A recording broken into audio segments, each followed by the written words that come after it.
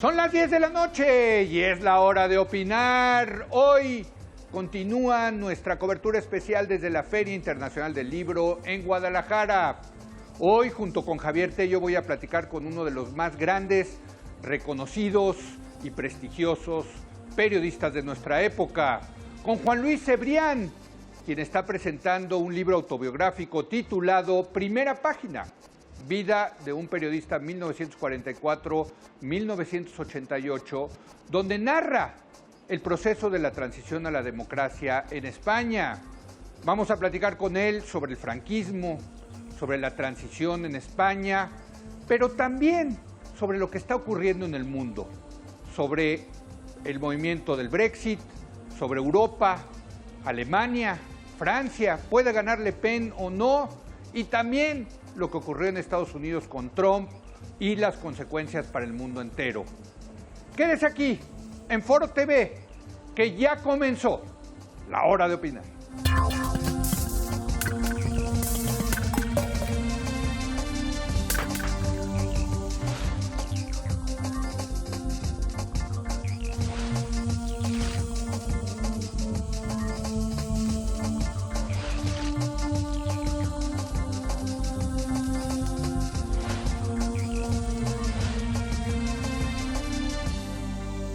Bueno, seguimos en nuestra cobertura especial desde la Feria Internacional del Libro en Guadalajara y me da un enorme gusto recibir a un amigo de este programa de Es la Hora de Opinar, a Juan Luis Cebrián, que es pues el presidente ejecutivo de Prisa. El Prisa, como usted sabe, es uno de los conglomerados de medios hispanos más, de habla hispana más importantes del mundo. Entre otras cosas, son los dueños, los que controlan el periódico El País, que por cierto está cumpliendo un aniversario más. Y Juan Luis, muchas gracias por venir. Gracias Javier. Bueno, y el libro más reciente de Juan Luis Cebrián es este, Primera Página, Vida de un periodista 1944-1988. Y Juan Luis, tú comienzas tu libro haciendo una confesión de que la autobiografía es uno de los actos más genuinamente narcisistas que puedan imaginarse. Y sin embargo te atreviste a hacerlo. ¿Por qué? Bueno, me atreví, entre otras cosas, porque muchos amigos y colegas me incitaban a que contara mi experiencia como director del periódico y como periodista en los últimos años del franquismo respecto a lo que fue la transición democrática. Habida cuenta que efectivamente por edad soy todavía uno de los ya no muchos testigos que quedan de aquellos años, ¿no? Y creí que era mi obligación hacerlo, y que era mi obligación hacerlo para con los lectores del País, para con la opinión pública en general, y también para los equipos, los trabajadores, los periodistas, los colaboradores del propio periódico. Claro. Javier. Hablando del género, me imagino que a lo largo de tu vida como periodista has escrito mucho sobre figuras públicas, una y otra vez, y ahora te toca escribir sobre una figura pública como periodista que eres tú mismo. ¿Se complica escribir una autobiografía después de tanto tiempo de haber sido periodista y escribir sobre figuras públicas? Bueno, yo he tratado de huir de los aspectos personales de mi biografía. Hay algunos apuntes personales que me parecían interesantes para interpretar mi quehacer profesional, pero son no son unas memorias, son unos recuerdos más bien, si se quiere, más que memorias, políticos y profesionales, ¿no? Y al mismo tiempo he procurado que tengan un ritmo un poco novelado, un poco de relato, pues para que el lector no se aburra. O sea, escribo sobre mí, pero sobre todo escribo sobre lo que me rodeaba, sobre mi país, sobre las circunstancias especiales de la transición, sobre mi generación, en definitiva. Ahora, tú dices que ya se está olvidando la transición. Bueno, ¿y qué decir del franquismo, no? Y yo te pregunto porque vi que hablas de tu padre, de Vicente Cebrián, y de su relación con el partido falangista, ¿no? Dices que más por pragmatismo que por ideología. Pero ¿cómo te marcó a ti eso, la relación de tu padre, digamos, con el régimen franquista? Bueno, mi padre no era... era un pragmático más que un ideólogo, y por lo tanto en mi casa se vivió más bien un ambiente liberal, pero mi padre era un vencedor de la guerra civil, ¿no? Sí. Lo que la gente no entiende es que la transición a la democracia fue una reconciliación entre los hijos de los vencidos y los hijos de los vencedores. La gente no entiende que Franco hizo porque la guerra durara 40 años y mantuvo el recuerdo de la guerra vivo a través de los medios de comunicación, del sistema educativo, de lo que se aprendía en las escuelas durante 40 años, hasta el punto de que yo nací después de la guerra, pero conozco los hechos bélicos y la historia de la guerra casi como la hubiera vivido, porque nos educaban en eso. Entonces la transición fue una reconciliación real entre los españoles, y eso hizo posible que Carrillo, que le llamaban el asesino de Paracuellos y que había estado exilado 40 años como secretario del Partido Comunista Español, fuera presentado en sociedad en Madrid por Manuel Fraga, que había sido ministro de Información de Franco y había sido un auténtico represor con el franquismo, ¿no? Ahora, me llama la atención que dices, era un ambiente liberal dentro del franquismo. ¿Qué es eso? Bueno, danos una idea de qué... Ahora, hubo mentes...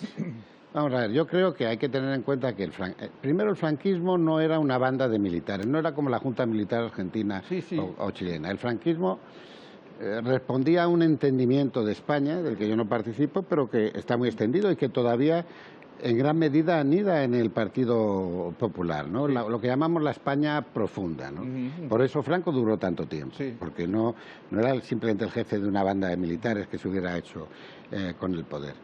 Y eso coincidió con los años del fascismo y del nazismo, y hubo muchos intelectuales que inicialmente, porque se quedaron, padecieron el espejismo del desarrollo en Alemania, etcétera y tal. Estoy pensando en Antonio Tobar, en Laín Entralgo, en José Luis López Aranguren, en Dionisio Ridruejo.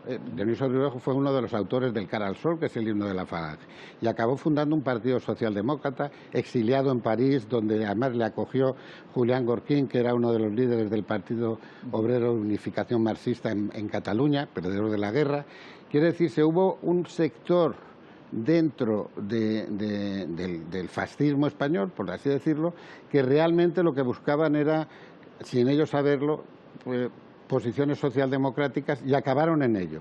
Laín Entralgo, Aranguren, Dionisio Ridruejo, a eso me refiero, ¿no? Y entonces había dentro entre los vencedores del franquismo, de la guerra civil, había también alguna mente de cierta proclividad liberal. Vamos a ver, a nosotros, a mis hermanos y a mí no nos indoctrinaron en el franquismo, siendo mis padres franquistas.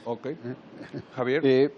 Me imagino que eso en parte explica y facilitó el inicio de una carrera como periodista en ese ambiente, porque uno pensaría que escoger ser periodista en un ambiente no democrático, pues es complicado. Cuéntanos un poco de esa experiencia, de esa decisión de lanzarte como periodista en un contexto bajo el franquismo. El franquismo duró 40 años. Todo el que quisiera hacer algo en la vida tenía que aceptar. Los catedráticos de universidad, incluso si eran marxistas, tenían que jurar ante la Biblia los fundamentos del movimiento nacional, pues si no, no les daban la plaza en la universidad, ¿no? Por lo tanto, todos los españoles de mi generación convivimos con aquello de una forma u otra. No, yo me dediqué al periodismo porque desde muy joven hice periodismo, lo hacía en la escuela, hacía periódicos escolares, primero murales, luego ya las revistas del colegio, etcétera, y para mí fue un desarrollo normal. Hay que decir que había vivido rodeado de periodistas porque mi padre lo era, y como digo, me pareció una condición normal. No es que sintiera una llamada vocacional de las alturas, sino que me pareció que era lo que debía hacer, ¿no? Ahora, una de las partes importantes de tu libro, Juan Luis, es el tema, digamos, de la última etapa del franquismo, donde pues lo que vemos son secuestros, atentados, actos de rebeldía. Ya se empieza a sentir que Franco se va a morir y que algo va a pasar.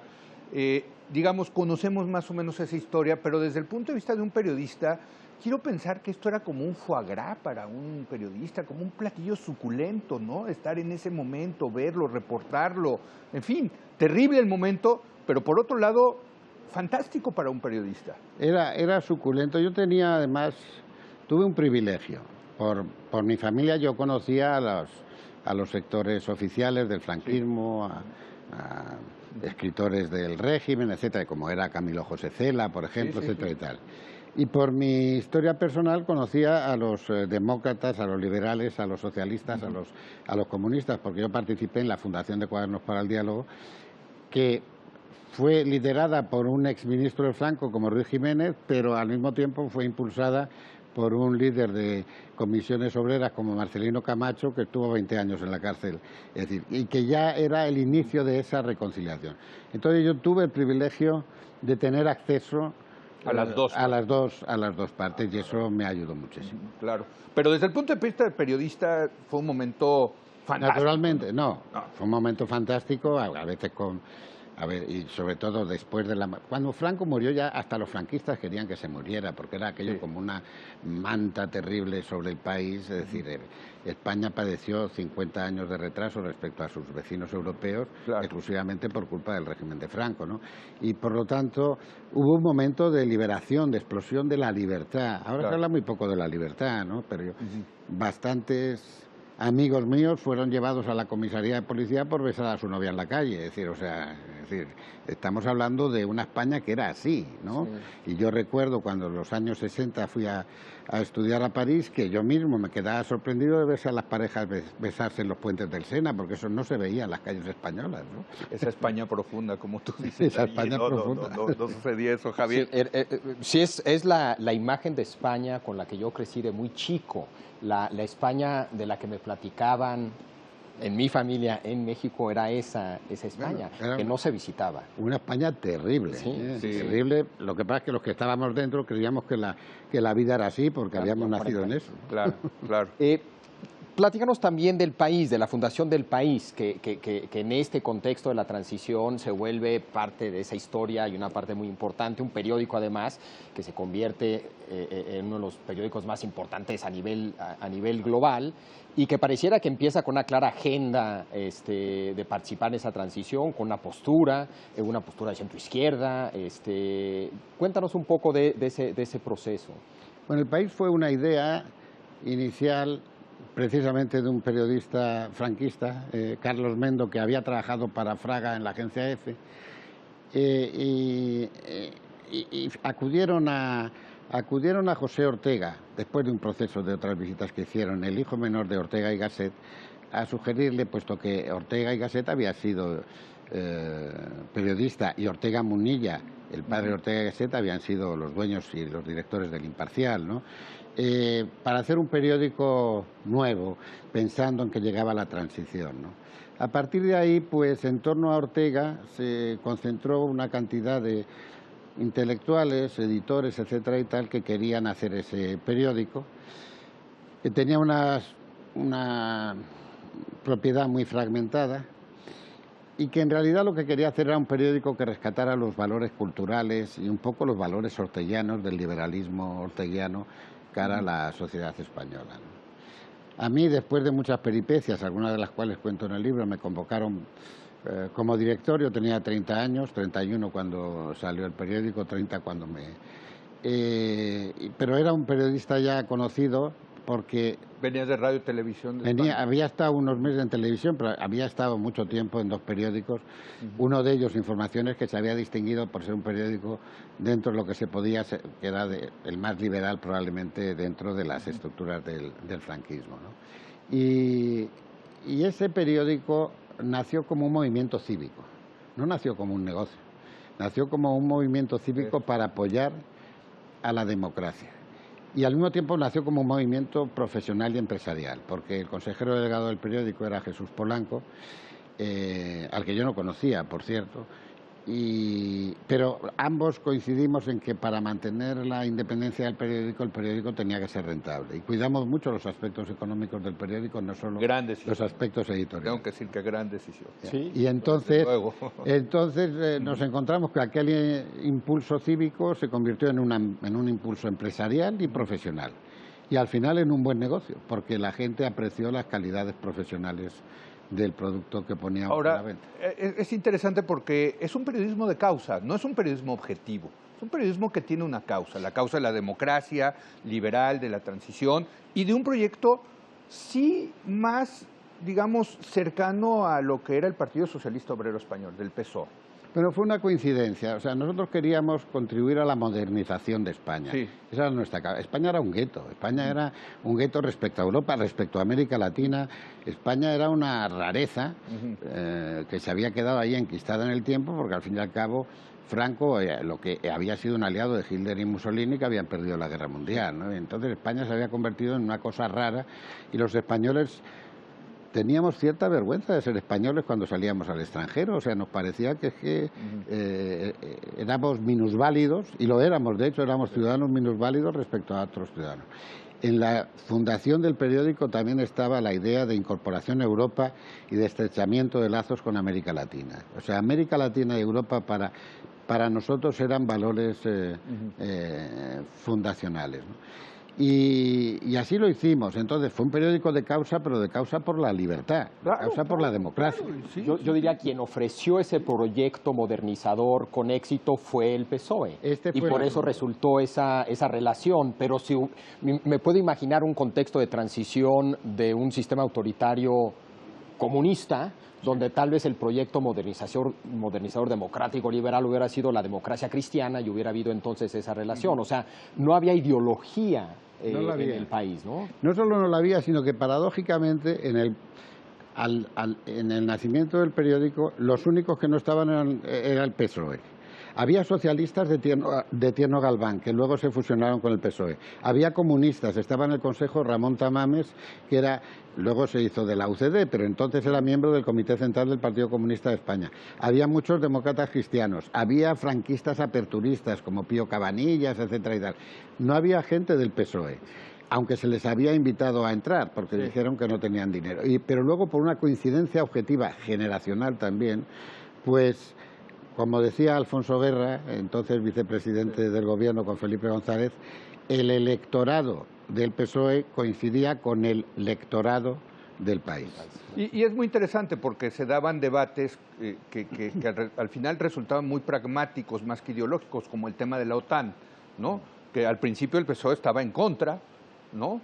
No, el PSOE estaba en contra la mitad de España. Exacto. Y en gran medida el PSOE, en gran medida, no en toda la medida, porque habíamos tenido el golpe de Estado antes, etcétera y tal, pero un eslogan importante en la campaña para la primera victoria de Felipe González fue OTAN de entrada no. Sí. Y luego decía a la gente, y de salida tampoco, ¿no? Bueno, perdón, tenemos que hacer una breve pausa y vamos a seguir platicando con Juan Luis Cebrián, su libro más reciente, Primera Página, Vida de un periodista, 1944-1988. Regresamos en un momento más.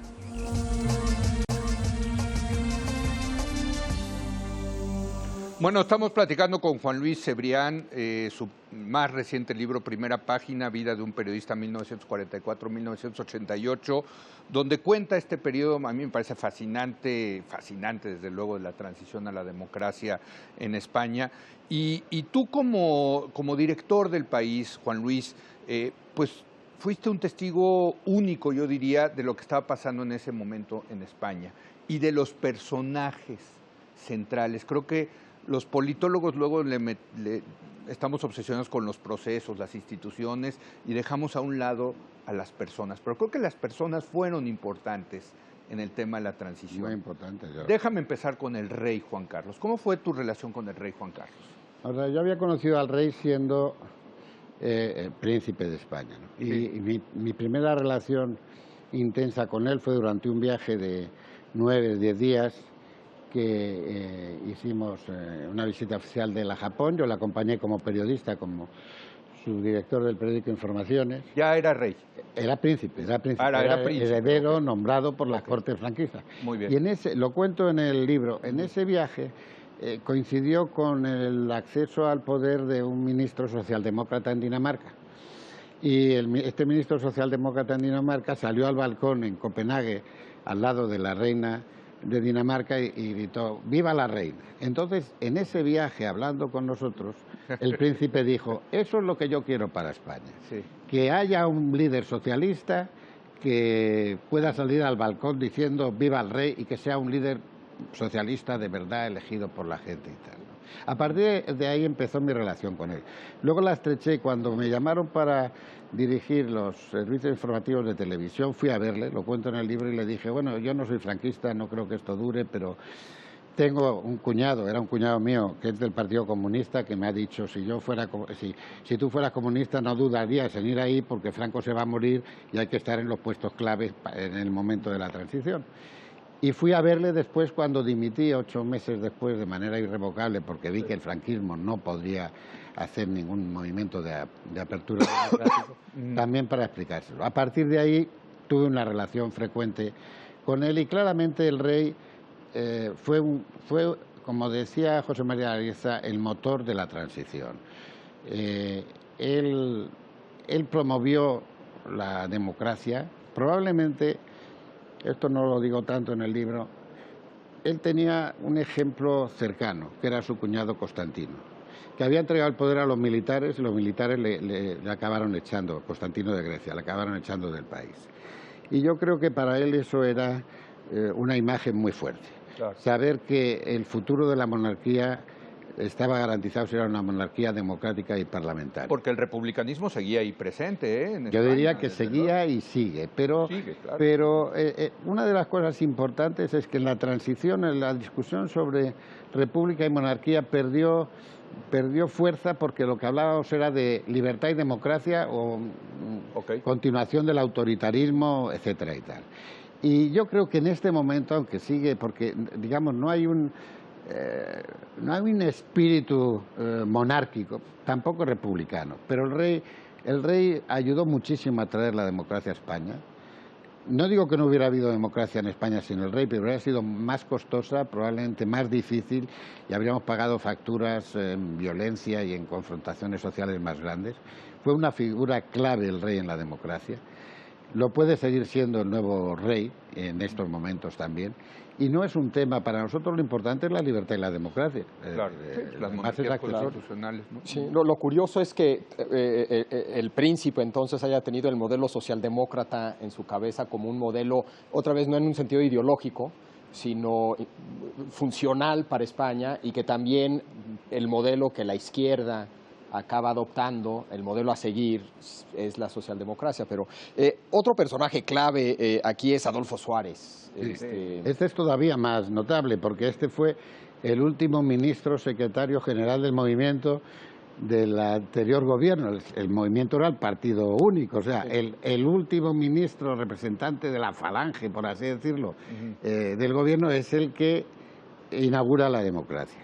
Y la inaugura como un converso, y como un auténtico converso.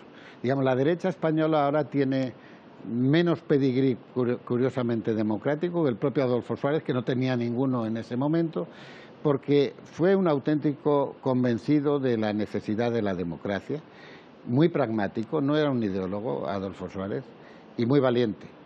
Y el churumbel, le decían, ¿no? Sí. No, y bueno, y su imagen, cuando entran a tiros los guardias civiles en el Congreso, hay solo 3 personas que permanecen, bueno, una no impasible, uno es el general Gutiérrez Mellado, que se levanta y trata de forcejear con ellos, y 2 que permanecen impasibles en su escaño sin ocultarse. Sí, que está en el libro de Javier Cercas. Uno es Suárez y el otro es Carrillo. Sí.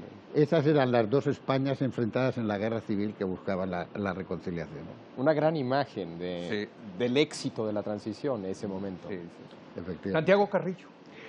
Santiago Carrillo. Con Santiago tuve mucha relación. Sobre Santiago Carrillo había una leyenda terrible en España, le llamaban el asesino de Paracuellos, y porque había sido responsable del orden en Madrid en un momento en que hubo un asesinato de militares fundamentalmente, pero también de políticos franquistas al comienzo de la Guerra Civil. Santiago nuevamente fue un pragmático y acabó siendo un socialdemócrata, ¿no? Es curioso, ahora los leninistas de Podemos critican el eurocomunismo, que fue un movimiento encabezado por Santiago Carrillo, por Berlinguer en Italia y por Georges Marchais en Francia, que trataban de hacer un comunismo compatible con el desarrollo de la Unión Europea, ¿no? Y le acusan ahora a Santiago de socialdemócrata. No sé si era socialdemócrata o no, él había sido un stalinista y un leninista, duro. Y muy duro, porque yo fui muy amigo de hecho, si no mal recuerdo, se refugió en la Unión Soviética, ¿no? él y sobre todo Pasionaria. Sí. Pasionaria no solo se refugió en la Unión Soviética, sino que un hijo suyo es héroe de la Revolución Soviética, murió, Sí. fue coronel del ejército soviético. Pasionaria presidió la primera sesión del Parlamento Democrático Español en 1977, después de las elecciones del 77, como diputada de mayor edad. Los diputados de mayor edad eran Pasionaria y Rafael Alberti, también del Partido Comunista, que había estado exiliado, el poeta Rafael Alberti había estado exiliado. Ese dato no me lo sabía, es muy interesante. Por eso cuando ahora critica a la izquierda la transición, es decir, la transición fue la recuperación de la convivencia entre españoles, es lo que fue. Claro. Ha salido mucho la palabra pragmatismo, pero queda claro que era pragmatismo con una nueva ideología o una conversión a una nueva ideología que sería la democracia liberal. ¿Cómo llamar? Porque no era mero pragmatismo, ¿no? Sí había una nueva convicción. ¿Es democracia liberal? ¿Ese sería la palabra? Bueno, la forma era la de una democracia. Vamos a ver, los españoles queríamos ser como los demás. ¿Y los demás quiénes eran? Los franceses, los ingleses, los italianos. Es decir, queríamos que no hubiera censura de prensa, que no hubiera censura en el cine. Hay que tener en cuenta que la gente de mi generación agarrábamos los autobuses y los trenes para ir al sur de Francia a ver películas, o comprábamos los libros prohibidos en las librerías de Biarritz, etcétera, durante los veranos. Es decir, era un sistema muy opresivo, en combinación también con las convicciones religiosas y con la Iglesia Católica. La Iglesia Católica colaboró mucho a la transición, entre otras cosas porque no apoyó a un partido demócrata cristiano y dejó que los cristianos votaran a quien quisieran independientemente de sus convicciones religiosas. Y déjame preguntarte por otra gran figura de la transición, sin lugar a dudas, y lo hemos tenido aquí en el programa, y siempre es un placer tenerlo para platicar, es un señorón, lo admiramos mucho en América Latina, a Felipe González. Sí. ¿Cómo fue tu relación con Felipe González? También la cuentas, desde luego, ¿no? Pero eran, yo lo veo como eran dos chavos, porque son de la misma generación, somos de la misma generación. Pero eran dos chavos que de repente uno era el presidente de gobierno y otro era el editor del periódico más influyente de España.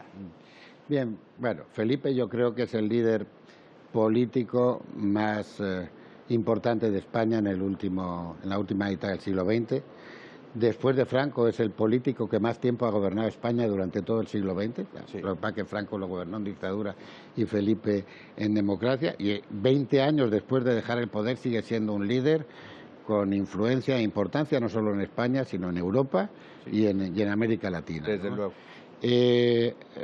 Yo tuve una relación muy estrecha al principio, urdida por razones generacionales en gran medida y por convicciones también respecto a lo que había que hacer, y muy conflictiva mientras él fue presidente del gobierno. ¿Ah, sí? Tan conflictiva que estuvimos más de 2 años sin hablarnos. No me digas. Por la posición que tuvo el periódico, primero en el referéndum de la OTAN, sí, que fue una posición muy matizada, aunque yo pienso que al final acabamos apoyando las posiciones del gobierno socialista, pero Felipe entonces pensaba que estábamos totalmente en contra, y sobre todo por las críticas que hicimos al terrorismo de Estado, al famoso GAL, sí, que fuimos el único periódico durante mucho tiempo que criticaba la guerra sucia del Estado contra los y que fue un terroristas. tema...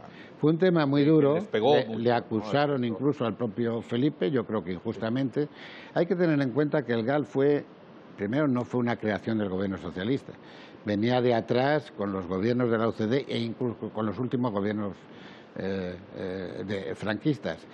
Y era un grupo fundamentalmente de policías y militares que pensaban que era la manera de resolver el tema de ETA, y que obtuvo determinadas complicidades en algunos líderes gubernamentales de la OCDE y socialistas, ¿no? Todo eso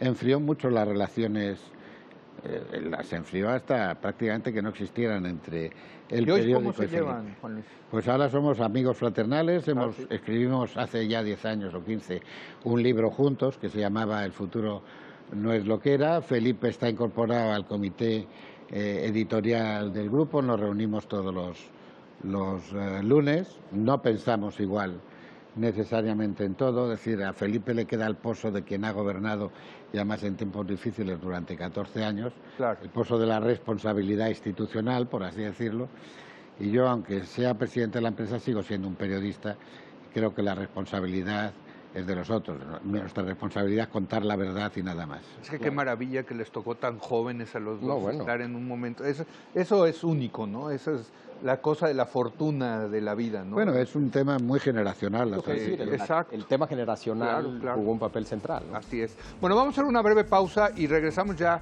a concluir con Juan Luis Cebrián. Vamos a hablar ahora de lo que está pasando ahorita, si te parece, ¿no? Que vaya que hay temas, ¿no? En España, en Europa, y en el mundo, ni más ni menos. Exacto. Regresamos con Juan Luis Cebrián, su más reciente libro, Primera Página, Vida de un periodista 1944-1988.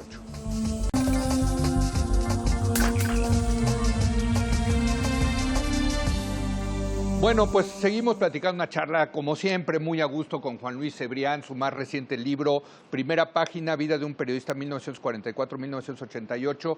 Y antes de entrar al tema de lo que está pasando hoy, yo sí me quedé con una pregunta, porque nosotros que estamos desde el lado de los medios lo sufrimos, que es el tema del posible conflicto de interés entre el dueño del medio de comunicación, que tiene un interés comercial, y el editor, o los periodistas que tienen sus intereses editoriales, ¿no? ¿Cómo fue en ese sentido tu relación con Polanco? Quiero suponer que también hubo momentos de mucha tensión, en fin, Juan. Sí, bueno, vamos a ver, el país no tenía un dueño. Polanco tenía el 8% del país cuando sacamos el país a la calle. Tenía muchos dueños y además... y había una coincidencia, todos querían hacer un buen periódico. Okay. Entonces, para nosotros... La idea es que un buen periódico es aquel que publica las noticias que interesan a la gente y que son verdad, aunque molesten a los gobiernos, a la oposición, a los sindicatos, a los dueños del periódico, a los redactores del periódico o a los familiares de los redactores del periódico, o incluso a algunos lectores que a veces no les gusta leer la verdad, ¿no? Y eso funcionó desde el principio. Y además comprobamos que un periódico independiente en una sociedad desarrollada es siempre un buen negocio. Y el país se convirtió en un negocio muy rentable, cuando no nació como un negocio, a los pocos meses de salir, ¿no? Y yo con Polanco hice una alianza total que llegó hasta su muerte, en el sentido de que nos repartíamos muy bien los papeles. Naturalmente eso nos llevó, sobre todo mientras yo fui director del periódico, a veces a confrontaciones serias, pero que se agotaron enseguida porque ni él ni yo buscábamos nada personal ni ajeno a la creación de un buen periódico. ¿Te acuerdas que tuviéramos posiciones diferentes, ¿no? Sí. Cuando dejé la dirección del periódico, porque él me lo pidió, porque quiso que encabezara la empresa, con él como presidente y yo como consejero delegado, prácticamente entonces ya no tuve discusiones con él, porque el director de un periódico tiene un poder autónomo que a veces entra en conflicto con la empresa. Claro. Pero en mi empresa, en el país, y porque así lo establecimos desde el primer momento, la línea editorial la marca el director del periódico. Naturalmente la empresa puede nombrar otro director, pero no puede nombrar un director cada 6 meses. Claro. Y en 40 años solo hemos sido 5 los que hemos dirigido. Bueno, aquí sí hay periódicos que los cambian cada 6 meses, pero bueno, vámonos a la actualidad, Javier. A la actualidad, y propongo una estrategia de círculos concéntricos. Empecemos con España, Europa, Occidente y el mundo, a ver si llegamos al mundo, pero empecemos con España. Mucho tiempo sin gobierno, ya al parecer hay un gobierno de minoría, las cosas empiezan a avanzar, desde muy lejos, desde aquí las vemos que avanzan más o menos positivamente. ¿Cuál es tu lectura de lo ocurrido y lo que está pasando ahorita? Bueno, en primer lugar, España tiene un sistema parlamentario, porque no tiene el jefe de Estado es un rey, por lo tanto no tiene elecciones presidenciales, y proporcional. Así lo quisieron los padres de la Constitución, y además con unas circunscripciones electorales determinadas, que son las provincias, que están constitucionalizadas también. Por lo tanto, la fragmentación en varios partidos, no es nueva, ya empezó con la transición, lo que pasa es que eran los partidos nacionalistas en Cataluña, en el País Vasco, los que contribuían a reforzar las minorías para dar mayorías en el Parlamento y que hubiera un gobierno. Esto no ha sucedido así después de la crisis financiera, donde han aparecido dos partidos nuevos que criticaban al sistema bipartidista anterior, uno desde la derecha o el centro derecha, que es Ciudadanos, y otro desde la izquierda o la izquierda más extrema, que es Podemos, y eso ha dificultado las alianzas electorales que antes o parlamentarias que antes se producían. Hemos tenido durante un año un gobierno en funciones, lo cual algunos piensan que no ha sido tan malo porque la economía ha crecido, ¿no? Eso es lo que te digo. Y claro, es que a veces no es necesario que los gobiernos impulsen la economía, es necesario que no impidan que crezca, ¿no? Pero también habla de la fortaleza institucional de España. Claro, algo... Sí, sobre todo de la fortaleza de la sociedad civil. Sí, ¿no? también, claro. Dicho esto, España tiene un problema constitucional, no grande, pero que está ahí, que es la distribución del poder territorial, donde aparece el tema de Cataluña de manera muy, muy emergente. Y hay una cosa que Felipe González dice, a veces yo coincido con él, es decir, las críticas al sistema que desde Podemos o desde el propio Ciudadanos se han hecho son razonables. Yo coincido mucho en los análisis que hacen estos partidos alternativos. Lo que no coincido es en las soluciones que dan. Es decir, España no necesita un proceso constituyente como quiere Podemos y dice, ni por supuesto ni demanda una revolución ni una fractura con el pasado, pero necesita una reforma constitucional también. Y la derecha es muy reacia a emprenderla, debido a que, como diría el presidente Rajoy, eso es un lío, ¿no? Pues naturalmente es un lío. Mi opinión es que si no hay reformas profundas institucionales que afectan al funcionamiento del Senado, que afectan a la financiación de los partidos, que afectan a las leyes electorales, este sistema puede durar todavía, pero está seriamente dañado y preocupantemente enfermo. Ahora vámonos un poquito más, a salirnos del círculo, el Brexit. Bueno, pues el Brexit... ¿Cómo lo vieron desde España? ¿Cómo lo sienten? Bueno, a mí me tocó verlo desde Londres porque por pura coincidencia viví el Brexit en Londres, ¿no? Hay que decir que yo había estado en una reunión de líderes europeos y americanos 2 semanas antes y oí a varios ministros europeos que decían que creían que el Brexit podía ganar. O sea, que no fue tanta sorpresa en contra de lo que la gente dice. Lo que es cierto es que ellos pensaban que el Brexit podía ganar, pero no habían preparado nada para el caso de que ganara, ¿no? Increíble. Yo creo que... Incluso los líderes del Brexit no habían preparado nada. Sí. Del Brexit. Bueno, Todavía no, por cierto. yo creo que también el proceso español o lo que está pasando en Italia, y luego hablaremos de Estados Unidos si queréis, en el fondo es la protesta de las clases medias que han padecido mucho la crisis financiera mundial. La desigualdad ha aumentado en todos los países y, por lo tanto, hay un retorno a la xenofobia, el nacionalismo, la demagogia y el populismo por parte de sectores oportunistas que buscan el poder en la política, ¿no? Y, desgraciadamente, esta es una tendencia creciente. Yo no creo que esto vaya a desaparecer. Nuevamente porque hay una crisis de la democracia representativa, también impulsada por la globalización y las nuevas tecnologías. Y lo que ha pasado es que los mercados financieros se han globalizado y el capitalismo internacional no es regulado porque no hay un sistema de regulación. El Grupo de los 20 ha tratado de hacerlo y ha fracasado.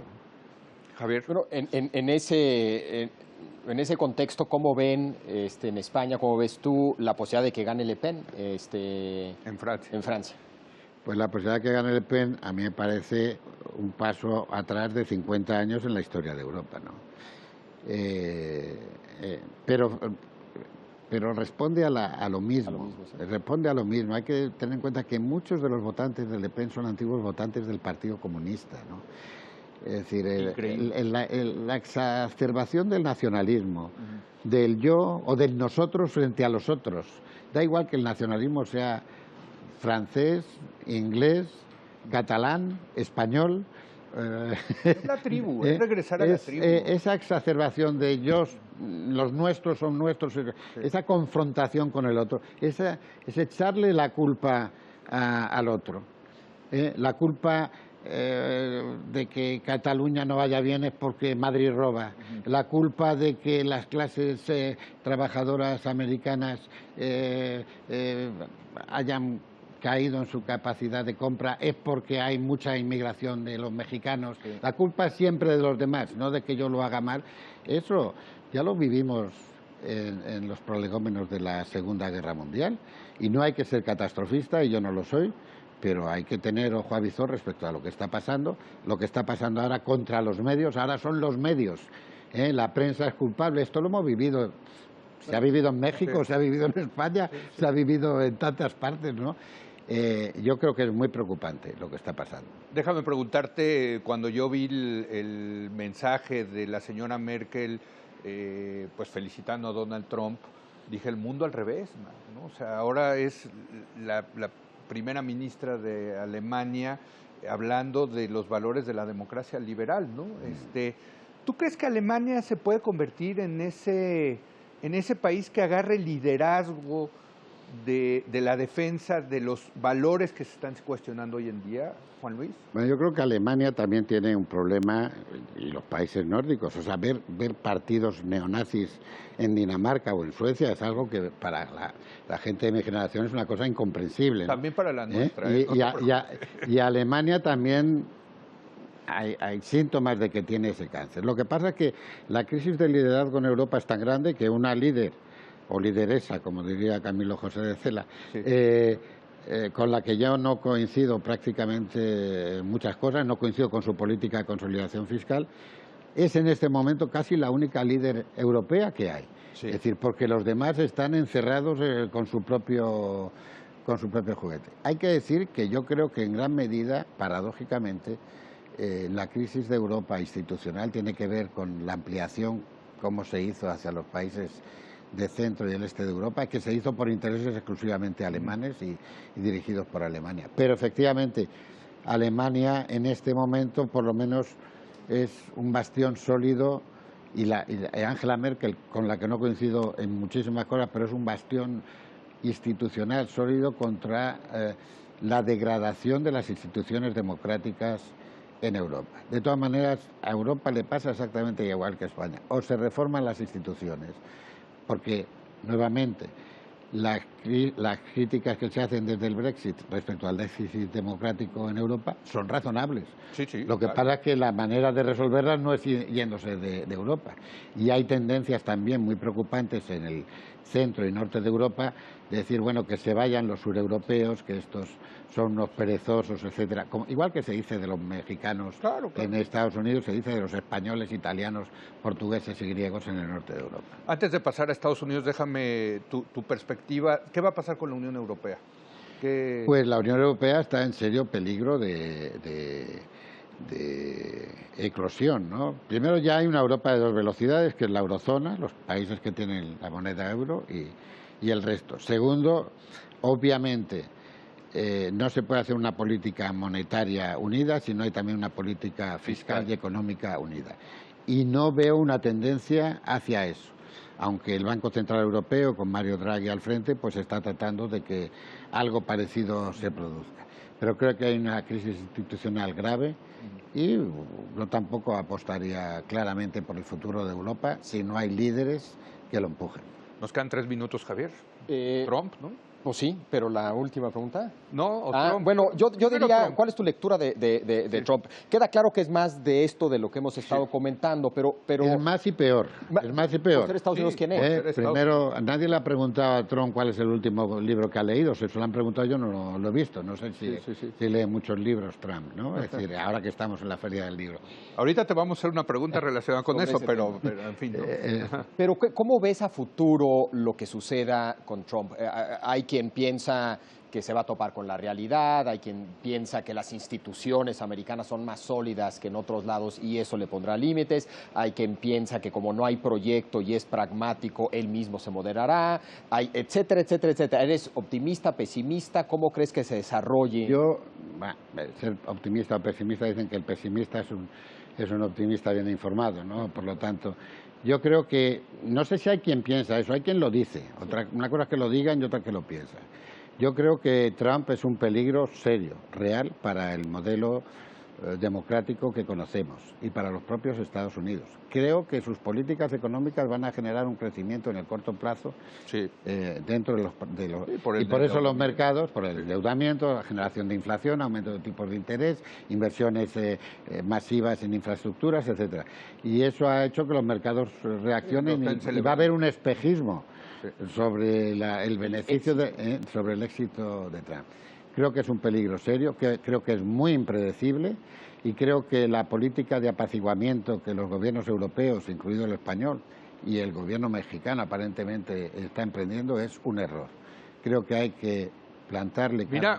Mira cómo lo estás definiendo, apaciguamiento. Sí. O sea, Sí. Una palabra... no, es una palabra cargada, históricamente cargada. Bueno, pero vimos esa política por parte de Chamberlain y de algunos líderes europeos frente al fenómeno hitleriano. Sí. Yo creo que hay que plantarle cara y confrontarse con él. Bueno, una última pregunta que le estamos haciendo a todos los autores, precisamente que estamos entrevistando aquí en la FIL. Si tú le tuvieras que recomendar precisamente a Donald Trump que leyera un libro de aquí a que tomara posesión el 20 de enero, ¿cuál le recomendarías? Primera página, va a decir. No le recomendaría primera página, pero le recomendaría El Quijote. Yo creo que el Quijote lo he recomendado siempre a todo el mundo. Cuando los fotógrafos del periódico me preguntaban ¿qué tenemos que hacer para hacer mejores fotos?, yo les decía, leed el Quijote, porque yo creo que efectivamente es en los clásicos donde encontramos, bueno, le puedo recomendar el Quijote o el Rey Lear de Shakespeare, pero le recomendaría que leyera los clásicos si sabe efectivamente que son los clásicos, que él debe pensar que son esas puertas de oro macizo que tiene en su casa. Espantoso, por cierto, el departamento de Trump es horrible, es como una especie de mala combinación Luis XIV con Luis XVI, en fin, ¿no? Espantosa. Trump 1. Y Trump 1, exacto, the first, Trump the first. Juan Luis, hombre, pues, ¿qué te puedo decir? Como siempre, un gustazo que vengas a platicar aquí. Muchas gracias, Leo. Gracias. Y enhorabuena por el programa y por todo. No, muchas gracias y espero que la próxima vez que vengas a México vuelvas. Tenemos que platicar de el reto que significa el periodismo en las nuevas tecnologías de la información. Ese es un gran tema. Cuenta conmigo y sabes que vengo frecuentemente, cuenta que te avisan. No, hombre, gracias a Juan Luis Cebrián. Su más reciente libro, Primera Página, Vida de un periodista 1944-1988. Muchas gracias por habernos acompañado. Yo lo espero mañana cuando sigamos en esta cobertura especial desde la Feria Internacional del Libro de Guadalajara. Aquí nos vemos.